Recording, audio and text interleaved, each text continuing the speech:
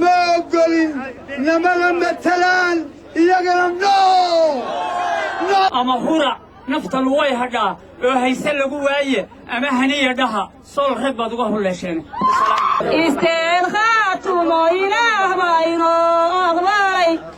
waxaa maanta ka dhacay magaalada Buuhoole ee xarunta gobolka Cayn mudaharaad aad u ballaaran mudaharaadkan ayaa waxaa lagaga soo horjeeday xubno ka soo jeeda deegaanada Khartoum State oo ka qayb galay ansixinta dastuurka maamulka Puntland sidoo kalena banaanbaxayaasha ayaa waxay cabasho ka muujiyeen guddigii dhawaan loo magacaabay wadahadalka maamulka Somaliland iyo dawladda Soomaaliya oo ay sheegeen inaysan ka dhex muuqan xubno ka socda dawladda Khartoum State of Somalia isi soo baxan oo mid aad u ballaaran ayaa shacabku waxay socod dheer ku soo mareen wadooyinka waaweyn ee magaalada Buuhoole waxaana qayb ka ah waxgaradka gobolka ururada dhalinyarada ururada haweenka dhalinyarada wax ka barata iskuulada kala duwan iyo sidoo kale dhammaan qaybaha kala duwan ee bulshada ku dhaqan magaalada Buuhoole waxaana ugu dambeyntii ay isugu soo biyashubteen garoonka weyn ee magaalada Buuhoole halkaasi oo laga jeediyay khudbado dhinacyo badan taabanayay sidoo kale waxaa madashii uu ka socday banaanbaxani ka soo qayb galay mas'uuliyiinta ka socday maamulka Khartoum State oo hogaaminayay gudoomiyaha gobolka Cayn ee maamulka Khartoum State of Somalia Cabdiraxmaan Maxamed oo halkaasi ka hadlay ugu horeyn waxaa kaloo loo soo banaanbaxay la ogaado maamulka Faroole siyaasaddiisa qorshaysan ee khiyaanada ku jirta lagu majaraha abaabinayo beeraha deegaanka iyo Sanaag iyo Cayn waxaa kaloo la rabaa in lagu bandhigo oo indhaha caalamka lagu tuso guddiyada ay kala direen maamulada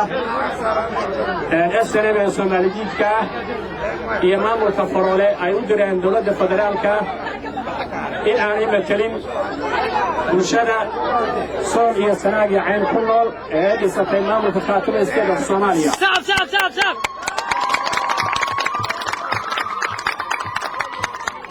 waxaan caalamka u sheegaynaa guddiyada laga diray maamulka Soomaalijiidka ee SNM ee Hargeysa iyo Burco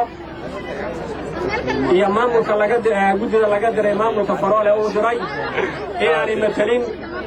maamulka Khartoum State of Somalia inaanay matelin baan caalamka u bandhigaynaa oo u sheegaynaa nama matalan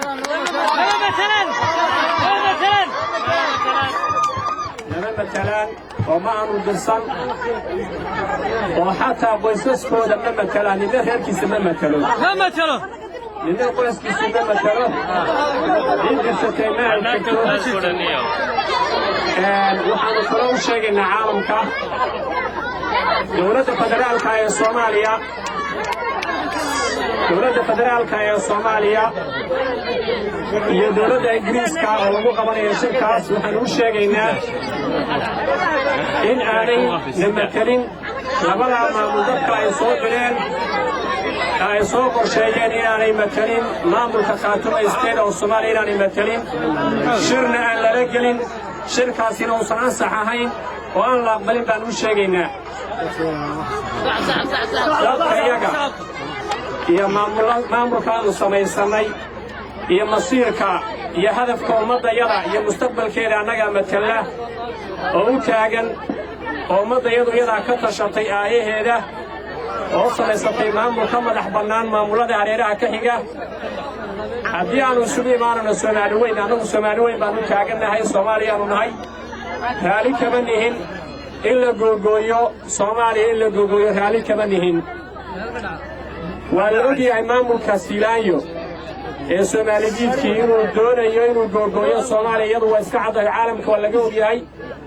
maamulka Faroolana si dabban ayuu u googooynayaa Soomaaliya dhinaca kale waxaa iyaguna halkaasi ka hadlay qaybihii kala duwanaa ee bulshada ka soo qayb gashay isu soo baxani oo isugu jiray waxgarad isimo ururada kala gedisan iyo dhammaan qaybaha kala duwan ee bulshada waxaanu diidanahay oo ay isugu soo bannaan baxdeen soo inaynu nidhaahno inayanina matalin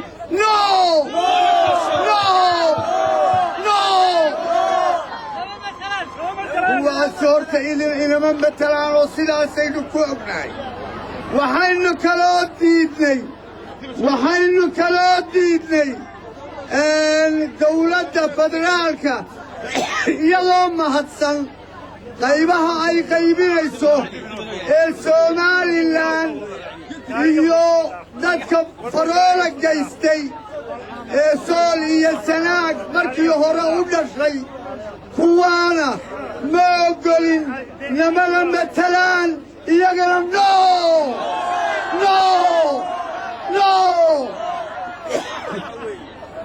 iyagana sidaasaynu leenahay waxaynu taageersannahay oo codkooda aqbalaynaa oo talada uga dambaynaa madaxda khaatumo ee sharafka leh ee ina matasha ee nolosha u halgamaysa iyo magaciinna u halgamayana waa aqbalay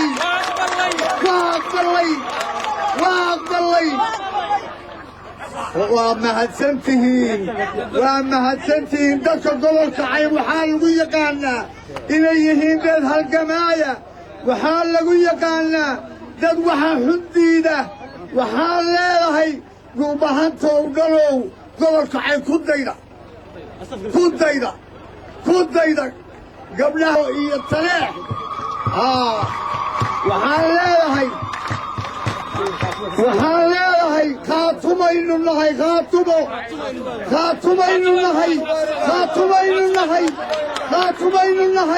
khaatumaynu nahay wax kalena diidnay sidaas daraaddeed waan idiin mahadnaqayaa aad iyo aad baa u mahadsantihiin waxaa iga aynaan ku jirin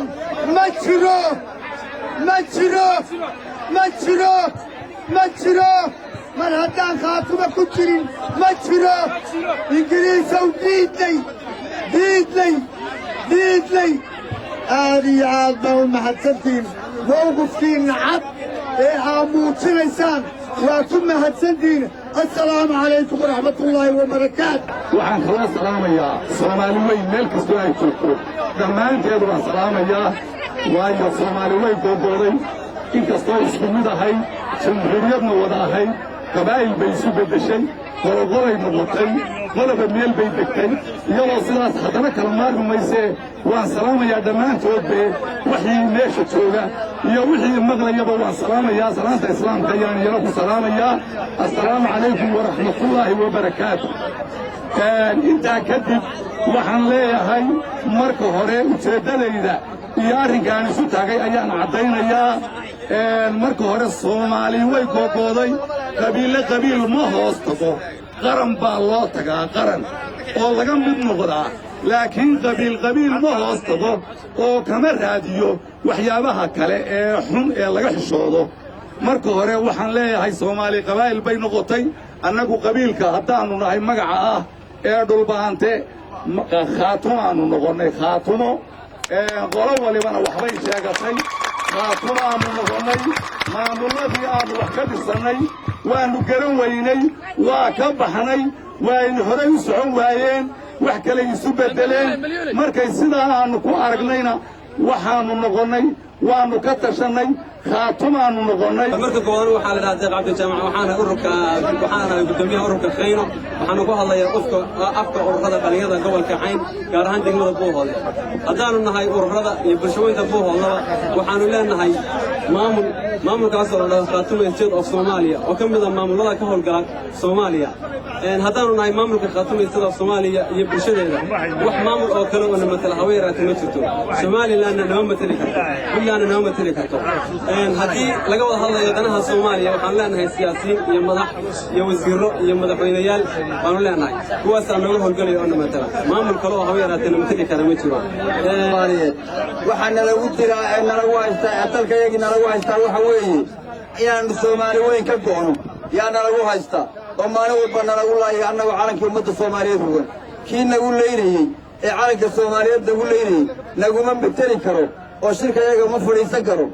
intaa deegaankayaga haysto namana meteli karo codkayagana kuma hadli karo gumaysigu nagu soo galay wuxuu nagu khasbayaa inaannu raacno inaannu Soomaaliland noqonno inaannu Soomaaliya kala goyno raaci mayno waannu diidnay waannu diidi doonaa waannu diidnay kuwii aanu diidnayna lama mateli karaan shirka iyo naguma mateli karaan shirka Soomaaliya naguma mateli karaan meel kale naguma mateli karaan wuxuu mateli karaa oo ku hadli karaa afka Hargeysa iyo Burco afka Burco iyo Hargeysa wuu ku hadli karaa kaayaga iyo ka muxuu ahaa awdal iyo ka ceelkaawo oo meesha la yiraahdo Laascaanood buuhoodle cayn midna ma xukumo oo ma joogo oo lagu lagu maaha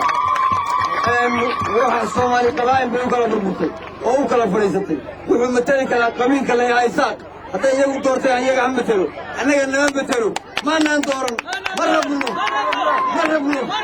ma rabno ummadayada calanka Soomaaliyeed bay u dhibanaysaa oo ku leynaya lagumana matali karo Soomaali weyn ninka la yahay Faroole wuxuu xukumaa oo matalaya gobolladii looga jiray Mauritania yuu taliyaa hadduu wax ka karorsanayo iyo haddii kaleba dadka biiri qaatayaasha ee laga dirayo meesha la yiraahdo Garowe iyo kuwa biiri qaatayaasha laga dirayo muxuu ahaa Hargeysa lama matalaan waa maxlal weeye waa siyaasad maxlala laguma matalaan ma raacsanin intaas shirka waxaa la niman qaybin jiray hadduu qaybiyo niman qadi jirin baa qada maamulka dawladda federaalka ee damcay inuu Soomaali kala hadlo waqooyi iyo koonfur ee dhulbaanta ka maqan yahay ee Soomaaliya sanaagiyo cayay ka maqan tahay waa maxlal weeye waa kufsi weeye rayb waa kufsi weligayo ma raaci doono waxaanu leenahay maamul laga tarjumaya siyaasadayada hadafkayga Soomaaliyeed iyo dhismahayaga midnimo siiraaya diidnay oo Faroole diidnay siiraaya diidnay wuxuu dadkayga ku leeyahay oo gabdhaha ku kufsanaya oo biyihii noogu diiday oo boqolaal qof ku diray calanka Soomaalida anagoo ku duuban maanta Soomaalinimo laguma matali karo gaari mayno diidnay taatuma hanoola ummadda Soomaali hanoola hamidowdo waxa rajciga ee dib socodka ee doorgoynaya ha dhinto ha dhaco Soomaaliland ha dhacdo wax ay nagu matali karaan ma jirto والسلام عليكم ورحمة الله وبركاته. صنيا مدحوينها الصومالية وحامشيقيا شيخ شريف شيخ أحمد مدحوينه رمضان معمول لنعيل النجاحية حدي قرنك أي كلا كوستين لغو احترامي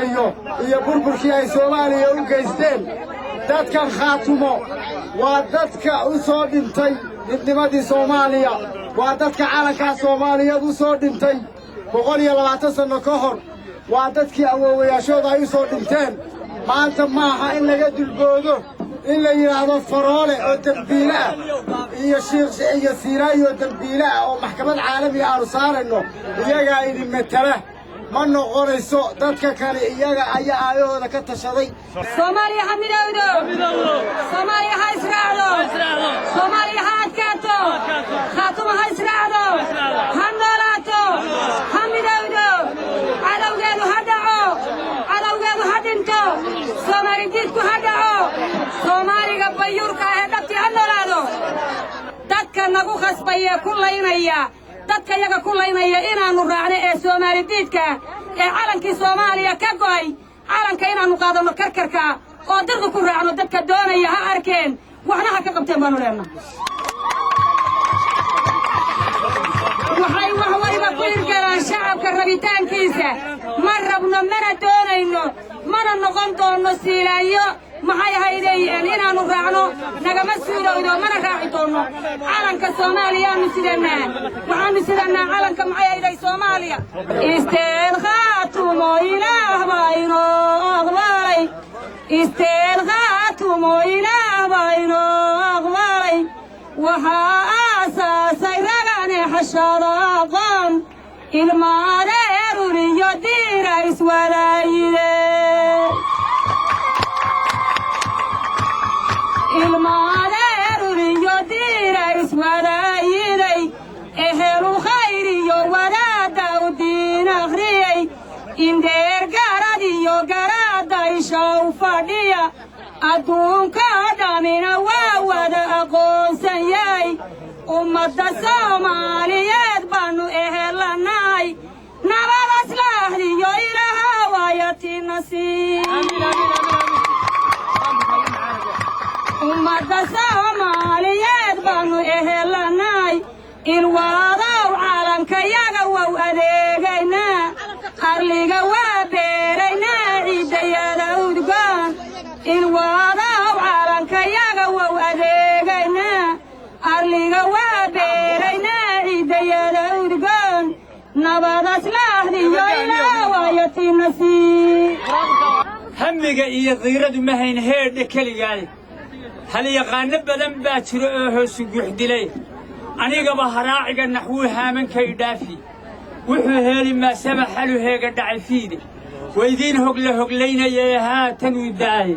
nimankii hunguuftiga dego waa hafanaysaane hurgumooyin buu jeexayaa huursanaan jiraye hallay sugo hilaac raage baa horay mansade